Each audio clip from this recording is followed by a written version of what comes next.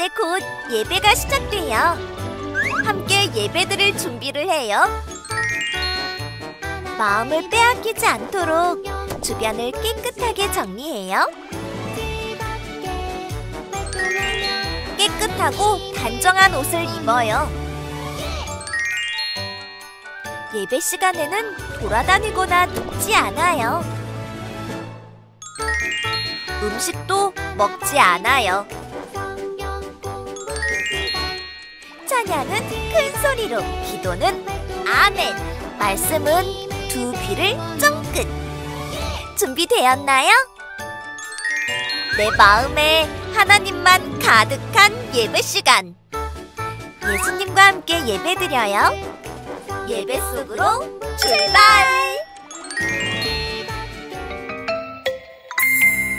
하늘에 계신 우리 아버지, 아버지의 이름을 거룩하게 하시며 아버지의 나라가 오게 하시며 아버지의 뜻이 하늘에서와 같이 땅에서도 이루어지게 하소서.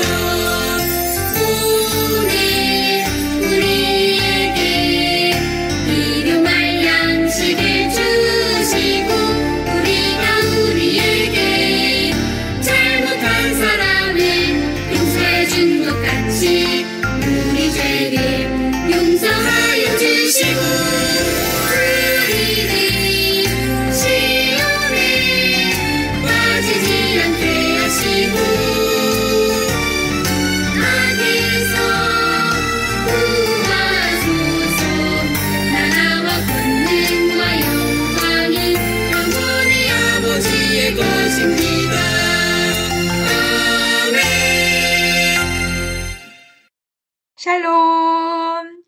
사랑하는 친구들, 오늘은 2024년 11월 3일 하나님께 예배하는 주일이에요. 다 함께 두 손 모으고 두 눈을 꼭 감고 기도함으로 하나님께 예배의 자리로 나아가겠습니다.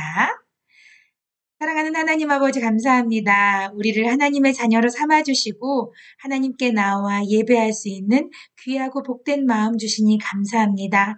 하나님, 우리들의 예배를 하나님께서 기쁘게 받아주시고 우리들도 하나님의 귀하신 사랑을 느끼고 은혜의 주님을 만날 수 있는 귀하고 복된 시간 되게 해주세요.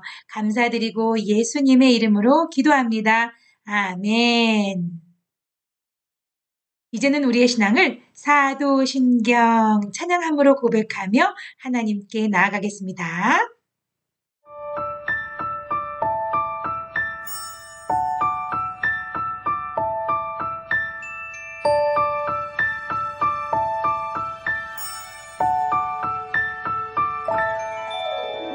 나는 전능하신 아버지 하나님 천지의 창조주를 믿습니다.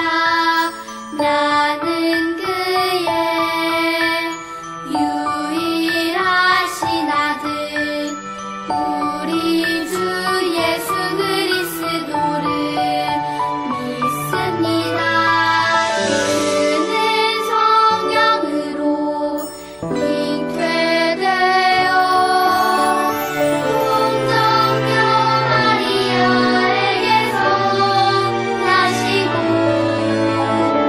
본디오 빌라도에게 고난을 받아 십자가에 못 박혀 죽으시고 장사된 지 사흘 만에 죽은 자 가운데서 다시 살아 나셨으며 하늘에 오르시어 전능하신 아버지 하나님 우편에 앉아 계시다가 거기로부터 살아있는 자와 죽은 자를 심판하러 오십니다. 나는 성령을 믿으며 거룩한 공교회와 성도의 교제와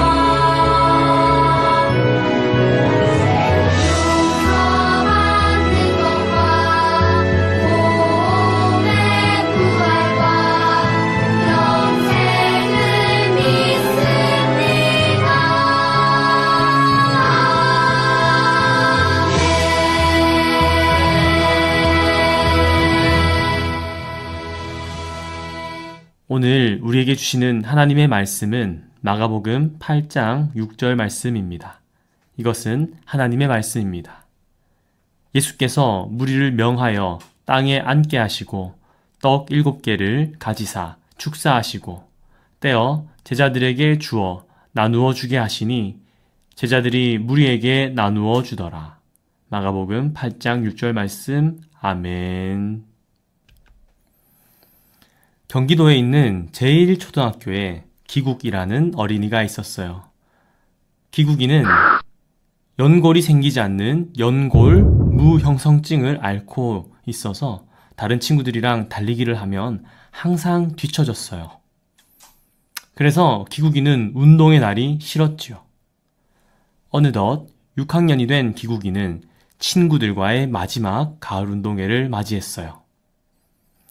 달리기 시간이 되자 역시나 다른 친구들이 앞서 뛰어갔고 기국이는 뒤처졌어요. 역시나 내가 꼴찌겠지. 그런데 놀라운 일이 일어났어요. 앞서 달려가던 친구들이 점점 속도를 늦추더니 방향을 틀어 뒤처진 기국이에게 달려갔어요. 그리고 기국이의 손을 잡고 다 같이 결승선을 통과했어요. 기국이는 마음이 울컥했어요. 여러분, 기국이를 위하는 친구들의 마음이 참 아름답지 않나요? 친구들은 운동의 날이 좋지 않았던 기국이의 마음을 잘 헤아렸어요. 그래서 마지막 운동회를 치르는 기국이에게 좋은 추억을 선물하려고 했던 거예요. 비록 희귀병을 앓고 있지만 기국이는 친구들과 주위의 사랑으로 잘 성장했고 최근에 한 방송을 통해 어엿한 대학생이 된 모습을 공개하기도 했답니다. 오늘 말씀에서도 다른 사람의 형편과 마음을 헤아리는 사람이 나와요. 바로 예수님이에요. 그분의 이야기를 함께 들어보아요. 예수님은 갈릴리 곳곳을 다니시며 귀신을 쫓고 사람들을 고치셨어요. 그때마다 제자들과 큰 무리가 예수님과 함께 했지요. 그런데 예수님과 함께한 사람들이 지쳐 보였어요. 예수님을 따라다니는 동안 제대로 먹지 못했기 때문이에요. 예수님은 그들의 사정을 아셨어요. 예수님은 아픈 사람들을 고치실 뿐만 아니라 거기에 있는 모든 사람에게 관심을 가지셨어요. 예수님은 안쓰러운 눈빛으로 무리를 바라보셨어요. 저 사람들이 나와 함께한 지 벌써 3일이나 되었구나. 이제는 더 이상 먹을 것이 없으니 참 가엾구나. 얼마나 배가 고프겠느냐. 저들 중에는 먼 곳에서 온 사람도 있단다. 지금 이 사람들을 굶겨서 보낸다면 집으로 가는 길에 쓰러질 것이다. 제자들이 예수님에게 질문했어요. 아니 예수님, 이 빈들에서 어느 누가 무슨 수로 이 모든 사람이 먹을 만큼의 빵을 준비할 수 있겠습니까? 아마 제자들은 이곳에서 음식을 구할 수 없다고 생각했던 것 같아요. 예수님은 제자들의 질문에 대답하시는 대신 제자들에게 떡이 몇 개나 있는지 물으셨어요. 사람들에게 먹일 것이 필요한데 너희에게 떡이 몇 개나 있느냐? 떡 7개가 있습니다. 예수님은 사람들이 땅에 앉도록 하신 후 떡 7개를 들어 감사 기도를 하셨어요. 그리고 제자들에게 떡을 떼어주며 사람들에게 나누어 주라고 말씀하셨어요. 또 예수님은 생선 2마리를 축복하시고 사람들에게 나누어 주도록 하셨어요. 예수님이 사람들에게 나누어 주신 음식은 그 자리에 있던 4,000명 모두 배불리 먹고도 7광주리가 남을 만큼 풍족했어요. 오랜만에 배불리 먹은 사람들은 행복했어요. 그런데 예수님은 어떻게 사람들의 배고픔을 아셨을까요? 예수님은 하나님이면서 동시에 사람이시기 때문이에요. 사람이신 예수님은 다른 사람들처럼 잠도 자야 하고 음식도 먹어야 하고 쉼도 필요하셨어요. 사람의 아픔과 고통을 직접 경험하셨지요. 사람에게 필요한 것을 누구보다도 잘 아시는 예수님은 배고픈 무리를 가엾게 여기시고 도우셨어요. 이렇게 누군가를 가엾게 여기고 도움을 주는 것을 가리키는 단어가 있어요. 바로 긍휼이에요. 긍휼은 다른 사람의 상황을 이해하고 공감하는 거예요. 다른 사람의 상황을 눈여겨보고 그 사람의 마음을 헤아리며 그 사람에게 도움을 주는 거예요. 긍휼을 히브리어로는 라하밈이라고 해요. 라하밈은 부모님이 자녀를, 형이 동생을 애틋하게 여기는 마음이에요. 즉, 부모님이 자녀를 사랑하고 형이 동생을 애틋하게 여기는 것처럼 주변 사람들을 대한다는 뜻이지요. 바로 이러한 긍휼을 예수님이 우리에게 보여주신 거예요. 사람들을 향한 예수님의 마음은 so sweet하고 정말 달콤하고 다정해요. 처음 들었던 기국이와 친구들의 이야기를 떠올려 보세요. 운동회가 끝나고 어느 기자가 친구들과 인터뷰를 했어요.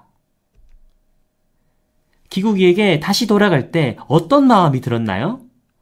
한 친구는 이렇게 대답했어요.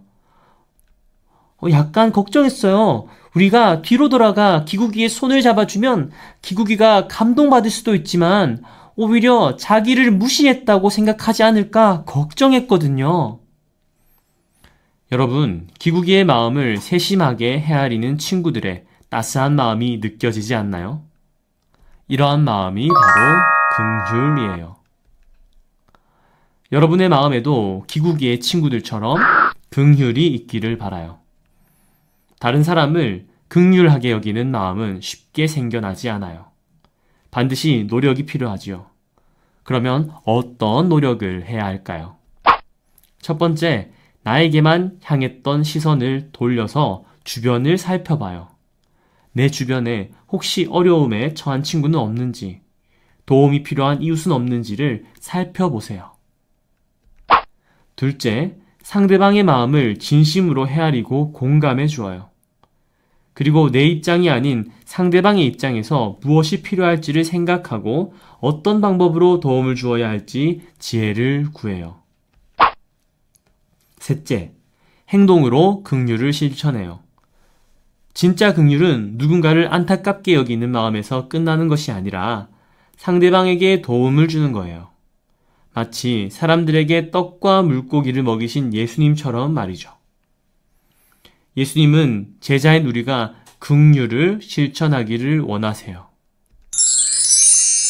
우리의 삶 속에서 긍휼한 마음을 품고 긍휼을 실천하는 예수님의 제자가 되기를 바라요. 오늘 들은 말씀을 기억하고 다 함께 기도하겠습니다. 하나님, 긍휼이 많으신 예수님을 닮아 제 마음에 다른 사람들을 불쌍히 여기는 마음이 있게 해주세요. 그리고 주변 사람들에게 관심을 갖고 지혜롭게 도울 수 있도록 도와주세요. 예수 그리스도의 이름으로 기도합니다. 아멘.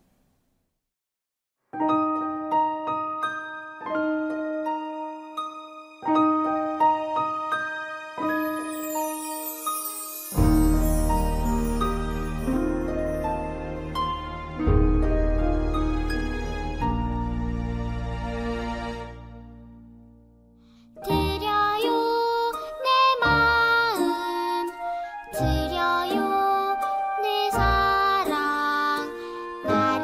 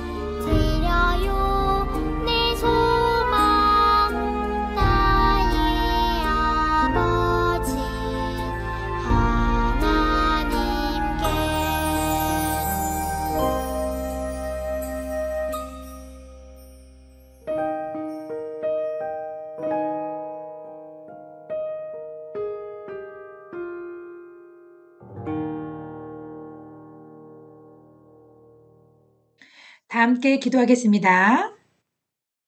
주 예수 그리스도의 은혜와 하나님의 사랑과 성령의 교통하심이 예수님께서 우리를 사랑하시고 우리에게 긍휼을 베풀어 주신 것처럼 우리들도 이웃들을 향해 긍휼을 베풀며 주님의 사랑을 전하겠어요 다짐하는 사랑하는 친구들 머리 위에 지금으로부터 영원토록 함께 하옵시기를 간절히 축원하옵나이다.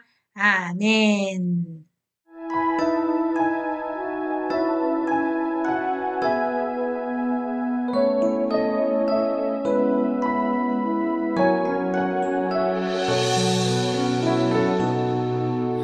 하나님은 나에게 복을 주시고 언제나 지켜주시길 원해요. 하나님은 나에게 얼굴을 비추고 은혜와 평강 주시길 원해요. 하나님은 너에게 복을 주시고 언제나 지켜주시길 원해요. 하나님은 너에게 얼굴을 비추고 은혜와 평강 주시길 원해요.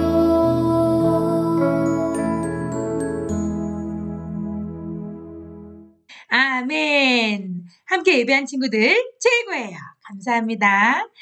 자, 오늘 우리 모두 함께 하나님께 예배하며 또 하나님께서 들려주신 귀한 말씀을 통해서 우리 친구들은 무엇을 깨닫게 되었나요? 하나님은 우리를 정말 사랑하세요. 너무나 사랑하셔서 우리가 하나님의 자녀로 영원토록 하나님과 함께 하나님의 나라에서 살기를 원하셨어요. 그래서 하나님은 하나님의 독생자 예수님을 이 땅에 보내주셨고 예수님은 우리 죄를 위해서 십자가에 죽으시고 3일 만에 살아나셨죠. 그런데 그 예수님께서 이 땅에 살아계실 때에 우리에게 하나님의 자녀라면 어떻게 살아야 되는지를 가르쳐 주셨어요. 그 중에 아주 중요한 대목이 바로 긍휼이에요.